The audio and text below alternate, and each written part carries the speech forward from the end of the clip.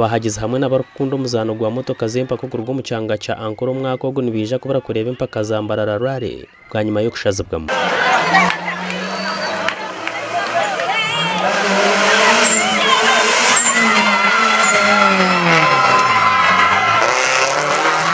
Impaka z'Ambarara ziri kwiguraho karende y'empaka za Uganda yone ya National Rally Championship tazarabeho kutandaka nkaburijo mu Mbarara biti nizija kutandikira Mbare bwa nyuma y'ikigombe cy'urukuru muzano gwe cya FMU okusharamo garuzi za Africa yone za Power of Africa Uganda raro mu Mbarara.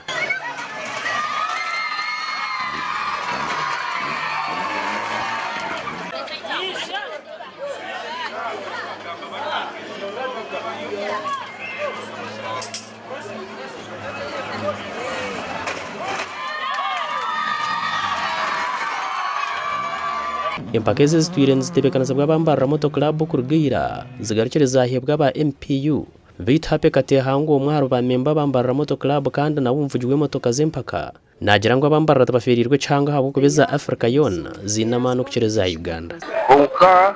ubwo mwaka akarenda turuko kunga twine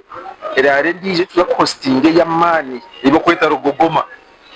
ibo kweta Power of Africa umwaka gwahwire ekeri Mbarara natwe kugira mu rukiko mu komiti twashaba mago kuteza NRC1 ukatwima Power of Africa mutereze Power of Africa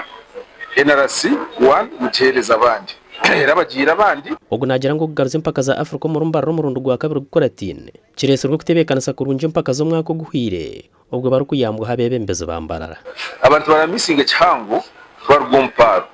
takukaziga ka hosting autocross narasta yimu tukagitunga ubutwagitunge katunga Power tutunga na autocross tutunga na NRC1 konkato bwire bubire buce ahubwo bururu babyongerayo ati NRC1 biza kubaho kwa kashatu Power ni kubaho kwa kana kutandika so tubasa kuteka rari ibiri umucishweka kimwe kandi abandi barukwetaka ubwo n'umurundo gwo kubanza Mbarara ro kubara kutebekana sobwa bwa nyuma y'imyaka minji okurugamba rutibwa hakarenda yo muzano gwo mu Uganda yona